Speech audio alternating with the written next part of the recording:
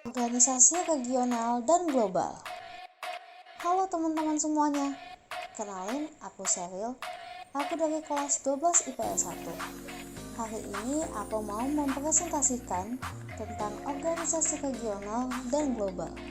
Kenalin nih, jadi ketua kelompoknya ada Sheryl dan pengumpul materinya ada Joy. Oke, kita mulai ya. Jadi organisasi regional dan global ini terbagi menjadi dua. Yang pertama yang akan kita bahas yaitu organisasi militer regional dan global. Di organisasi yang pertama ada NATO. Sejarahnya NATO berdiri pada tanggal 4 April 1949 dengan penandatanganan Perjanjian Atlantik Utara atau North Atlantic Treaty. NATO ini dibentuk untuk mempertahankan Eropa Barat dari kemungkinan invasi Uni Soviet setelah Perang Dunia Kedua. Prinsipnya yaitu akan melindungi negara anggotanya jika diserang oleh pihak lain. Hal itu karena menyerang satu anggota NATO sama dengan menyerang seluruh anggotanya. Organisasi yang kedua ada SEATO. Sejarahnya, SEATO dibentuk pada pertemuan mitra perjanjian di Bangkok pada bulan Februari 1955. Tujuannya, organisasi ini mencegah berkembangnya pengaruh komunisme di Asia Tenggara.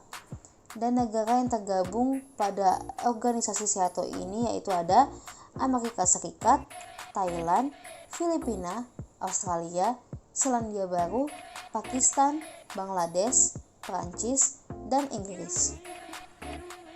Yang ketiga ada organisasi Pakta Warsawa. Sejarahnya, perjanjian pertahanan timbal balik antara Uni Soviet dan 7 negara satelit Soviet di Eropa Timur yang ditandatangani di Warsawa, Polandia pada 14 Mei 1955. Tujuannya mengendalikan kekuatan militer di wilayah Eropa Tengah dan Eropa Timur demi mencegah menyebarnya pengaruh Amerika Serikat. Keempat, ada organisasi CENTO. Sejarahnya, aliansi CENTO berawal dari Pakta Baghdad yang terdiri dari Irak, Turki, Inggris, Pakistan, dan Iran. Pakta Baghdad terbentuk pada 24 Februari 1955.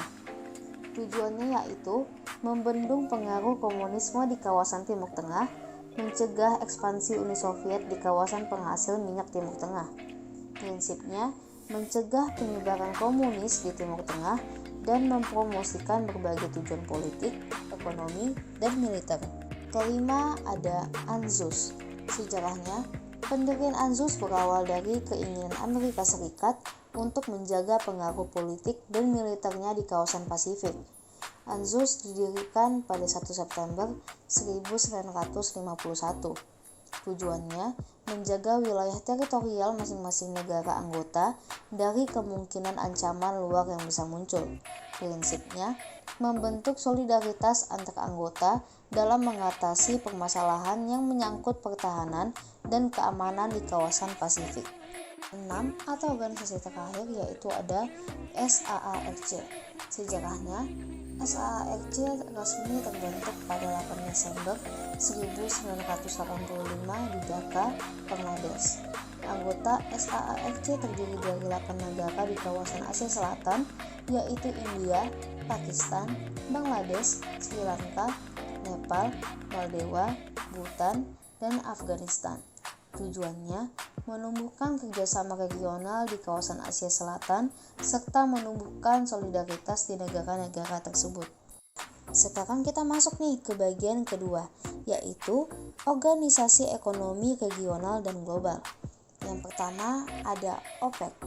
Sejarahnya, OPEC pada awalnya bertempat di Jenewa sejak 21 Januari 1961 hingga Agustus 1966.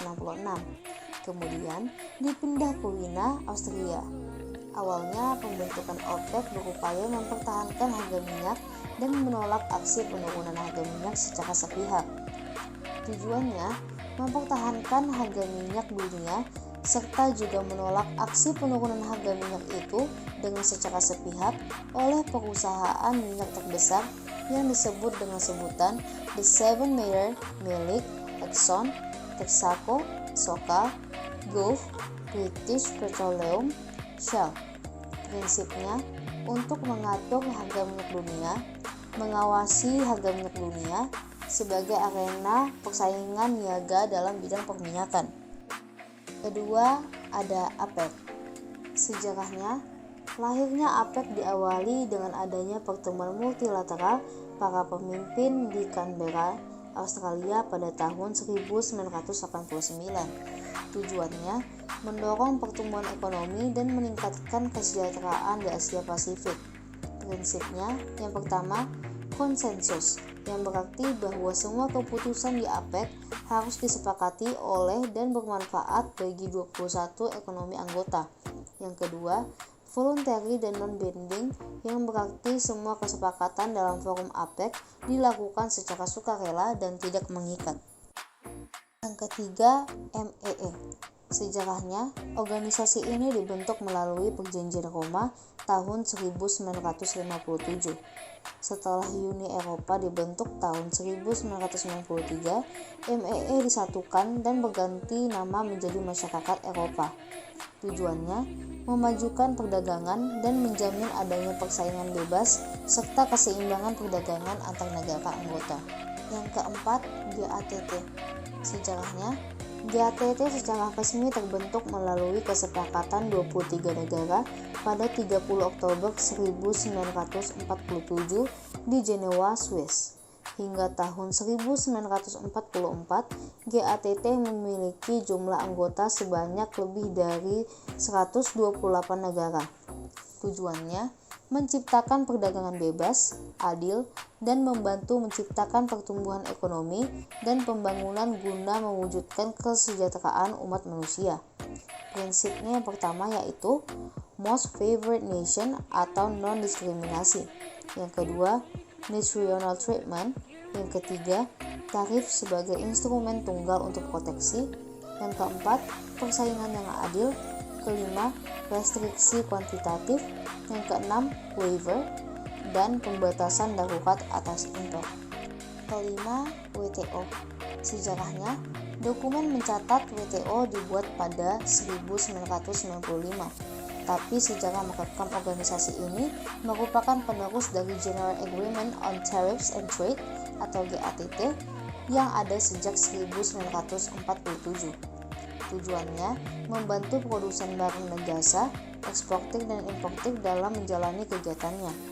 Prinsipnya, mengupayakan keterbukaan batas wilayah, memberikan jaminan atas Most Favored Nation Principle atau MFN, dan perlakuan non-diskriminasi oleh dan di antara negara anggota, serta komitmen terhadap transparansi dalam semua kegiatannya. 6. AFTA.